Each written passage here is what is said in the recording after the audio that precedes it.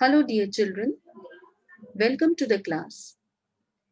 In today's class, we'll be starting with another type of ratio, that is solvency ratios. As we know that solvency ratio is helpful in determining the long-term solvency position of a company.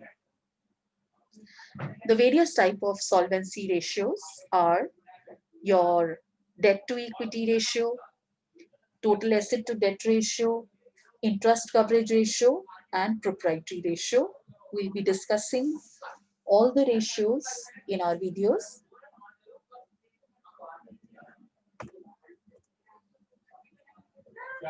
Dear children, let's have a look on this thought. You will never reach your destination if you stop every time when somebody says something negative. So, see, you must have seen that somebody is saying you are useless or you are an idiot, you are worthless. Like if you are going to listen to everyone, see, we may be worthless, we may be idiot, we may be useless to somebody, but it is not so.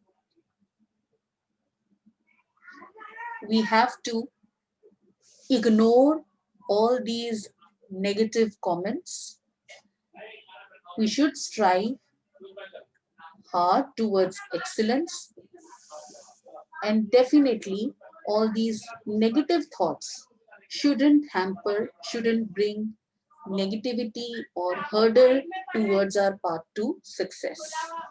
Thanks to this picture, which has been taken from this @successpictures.com. Also, I would like to acknowledge the author of the book, Mr. T.S. Garewal.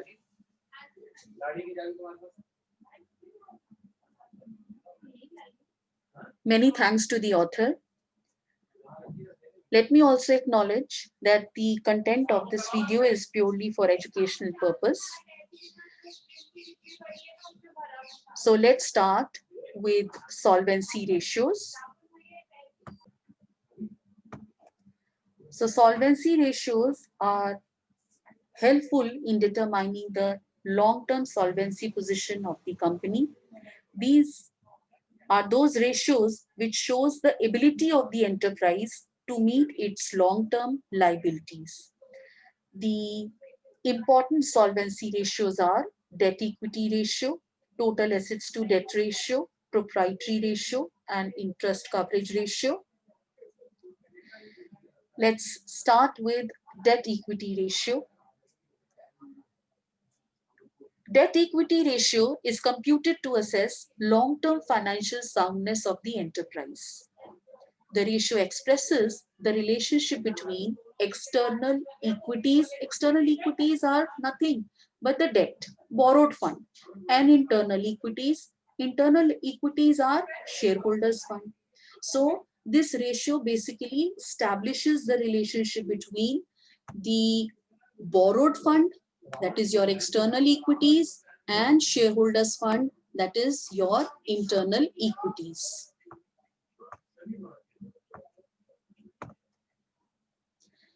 External equities or debt are the liabilities of the enterprise towards outsiders. It does include long-term borrowings and long-term provisions. See, we all know that external equities are borrowed fund. और जब हम borrowed fund calculate करते हैं तो borrowed fund is nothing but your long-term borrowings and long-term provisions. They are shown as non-current liabilities in equities and liability part of the balance sheet. ये हम पहले भी बेटा when we were discussing about the content of the balance sheet as per Schedule 3 of Companies Act 2013, we had learned that non-current liabilities include long-term borrowings and long-term provisions. So we are going to add both the items to get the external equity or the sum total of your total borrowed funds. Provision is made to meet a liability amount of which is not determined. The liability is therefore provided for by making best estimate.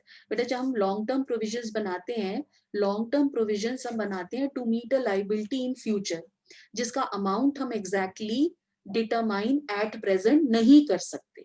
Fine, जिसका amount हम नहीं बता सकते कि total provision कितने का बनना चाहिए. The liability is therefore provided for by making the best estimate. तो हम क्या करते हैं, एक estimated amount profit में से निकाल लेते हैं for that provision.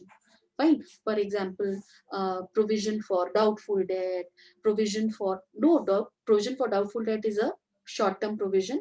Provision for gratuity, for provision for provident fund, pension fund, and since long-term provisions are in the nature of long-term liability, they are included in external equity or your borrowed fund. The formula for calculating debt equity ratio is debt, that is long-term external equities, upon equity, that is shareholders fund. Debt बेटा हमने बता दिया. Date हम कैसे calculate करेंगे, long term borrowings जितनी भी दी होंगी उसके अंदर हम लॉन्ग टर्म प्रोविजंस को ऐड करेंगे तो हमारे पास टोटल डेट आ जाएगा.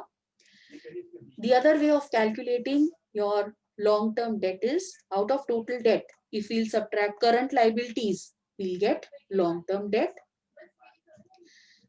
Equity can be calculated by adding shareholders. Equity is nothing but shareholders fund, and shareholders fund is the sum total of your share capital and reserves and surplus. Another way of calculating equity is non-current assets plus working capital minus non-current liabilities. Now see, if we expand, देखिए बेटा equity हमने बोला कि it is shareholders fund. So shareholders fund अगर मैं asset side से calculate करूं तो non-current assets plus your current assets. Fine, non-current assets plus current asset मेरे total of the balance sheet आ जाता है. Fine, और working capital is current assets minus your current liability. Fine, तो अब आप देखो बेटे अगर non current assets plus current assets ये तो मेरे हो गए टोटल एसेट्स, इनमें से अगर मैं करंट लाइबिलिटी और नॉन करंट लाइबिलिटी सब्ट्रैक्ट कर देती हूँ, करंट लाइबिलिटी और नॉन करंट लाइबिलिटी सब्ट्रैक्ट कर देती हूँ from the total of the assets, whatever is left is the share holders fund. And the list of non-current assets are your tangible assets, intangible assets, non-current trade investments, long-term loans and advances. Non-current liabilities are your long-term borrowings and long-term provisions. Fine. So I think the formula for calculating your debt equity ratio is clear to everyone. Yes, another way of calculating equity is to subtract total debts from your total assets. Then also you are going to get shareholders fund. Now the implication of this ratio is that this ratio indicates the relative proportion of shareholders fund and debt, that is capital contributed by long-term lenders and shareholders used to finance company asset. देखिए बेटा, we all know that sum of all the assets is equal to capital plus liability, है ना. हम accounts में हम सीख के आए हैं that sum of all the assets is equal to your capital plus liability, है ना बेटा. Capital is your owners fund and liability is your long term debt, है ना बच्चे. तो हम अपने एसेट्स, है ना, हमारे एसेट्स जो हैं वो कितने ओनर्स फंड से फाइनेंस हुए हैं और कितने बोरोड फंड से फाइनेंस हुए हैं, that we are going to get a clear cut indication by calculating this debt equity ratio के डेट और इक्विटी यानी कि कैपिटल और लाइबिलिटी का क्या रेशियो है कंपनी के एसेट्स को फाइनेंस कराने में. To be very specific, a high debt equity ratio means that enterprise is depending more on external equity. I'll repeat, अगर मेरी high debt equity ratio है है ना। तो इसका मतलब क्या होगा कि कंपनी में डेट की रेशियो ज्यादा है with compare to share holders fund. So a high debt equity ratio means enterprise is depending more on external equity or funds as compared to shareholders fund. In effect, external equity are at risk, that is has lower safety. On the other hand, low debt equity ratio means that enterprise is depending more on shareholders fund. भाई अगर आप borrowed fund के ऊपर dependent नहीं हो तो आपका shareholders fund ज्यादा है than the external equity. In effect, external equity are at lower risk and has higher safety margin.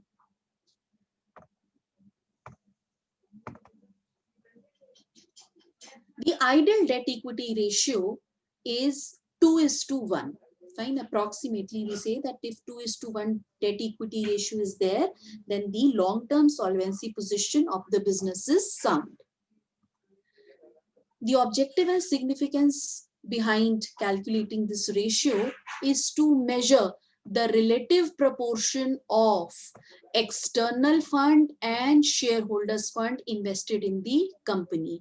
I'll repeat, the objective of debt equity ratio is to measure the relative proportion of external fund and shareholders fund, यानी कि borrowed fund और owner fund की क्या ratio है which is invested in the company.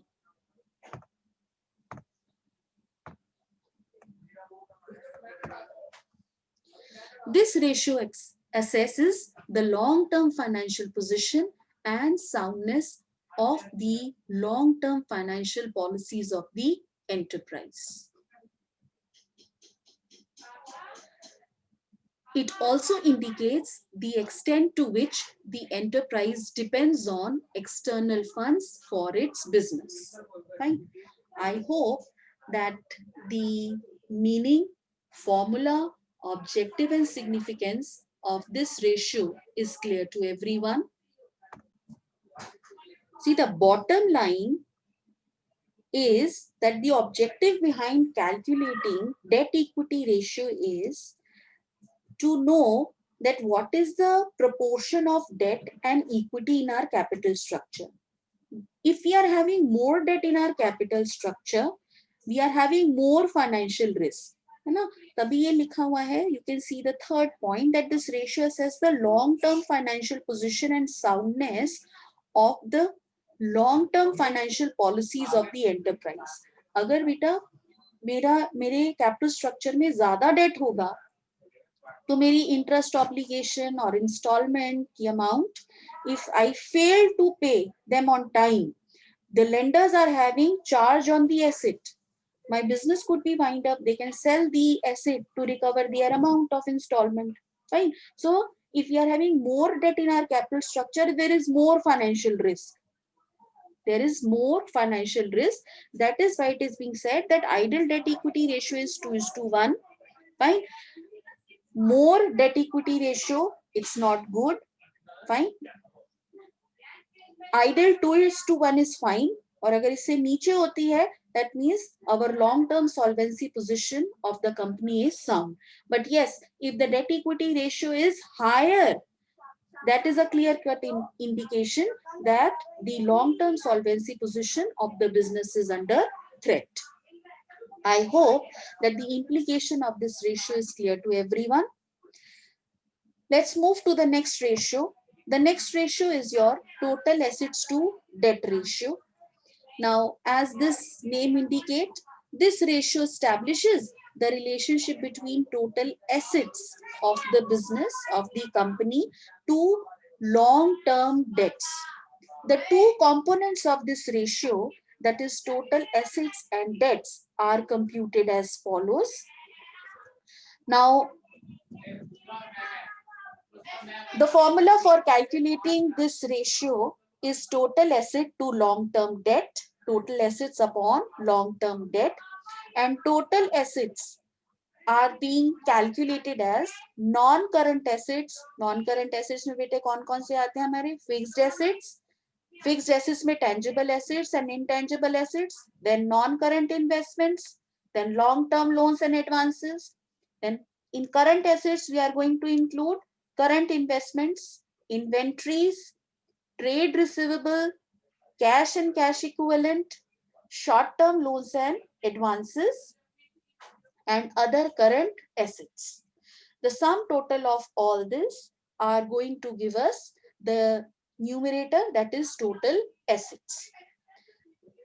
Now debt include, long-term debts include your long-term borrowings and long-term provisions. Debt includes your long-term debt, which includes long-term borrowings and long-term provisions. Now let us understand the objective and significance of this ratio. The objective of computing the ratio is to establish the relationship between total assets and long-term debt of the business. ये तो हमें formula से ही पता चल गया कि इस ratio को कैलकुलेट करके हम जो बिजनेस के कंपनी के टोटल एसेट्स हैं उनका रिलेशनशिप एस्टैब्लिश करते हैं with the long term date of the business के कितना part of the total asset long term date से फाइनेंस्ड है. It measures the safety margin available to the providers of the long-term debt. देखिए बेटा, अगर मेरे बिजनेस के total assets कम external liability से फाइनेंस है, इसका मतलब ज्यादा लॉन्ग टर्म एसेट्स हमने शेयर होल्डर्स फंड से फाइनेंस कर रखे हैं.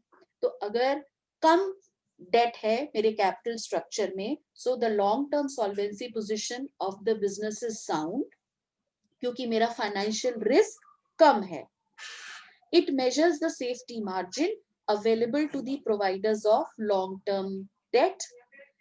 It's a same repetition. The third point is same as second point. It measures the extent to which debt is covered by the asset.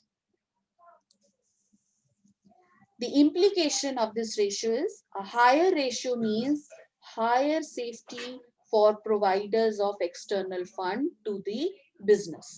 Fine, अगर मेरी ratio ये high है, so better it is. Reason being, अगर high ratio है तो मेरी long term solvency position sound है. High ratio का मतलब ये है कि मेरे जो टोटल एसेट्स है वो कम एक्सटर्नल फंड से फाइनेंस्ड है. दोबारा रिपीट कर रही हूँ, हाई रेशियो का मतलब होता है कि मेरे टोटल एसेट्स एक्सटर्नल फंड से कम फाइनेंस है, तभी ये रेशियो हाई आएगी. On the other hand, a low ratio means lower safety for external fund providers as business depends largely on outside funds for its existence. In other words, investment by the owners or the proprietor is low. Fine. Now, see, we can very well understand this implication with the help of this example. So here is the example to prove our case. Like, see, in first case, the total assets of the company are worth rupees 2 lakh and long-term debts are of rupees 50,000. That means out of these 2 lakh, 50,000 is being financed. 50,000 के जो assets हैं बेटा वो finance long term debt से हुए हैं.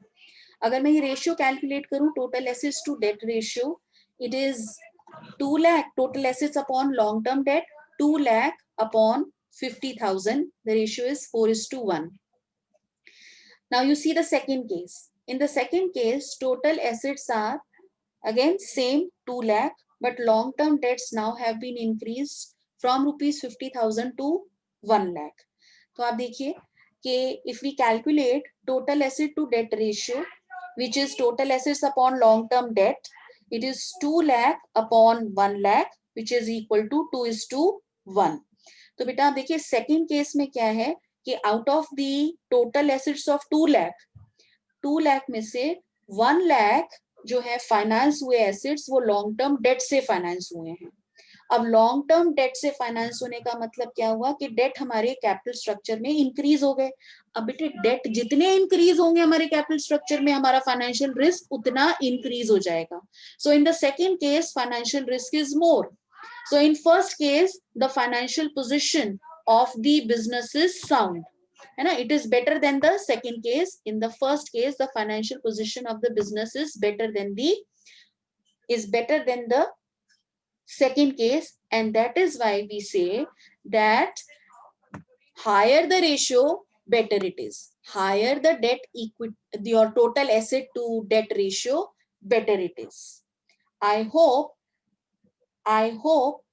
that whatever concepts which we have discussed today in both the ratios is clear to everyone.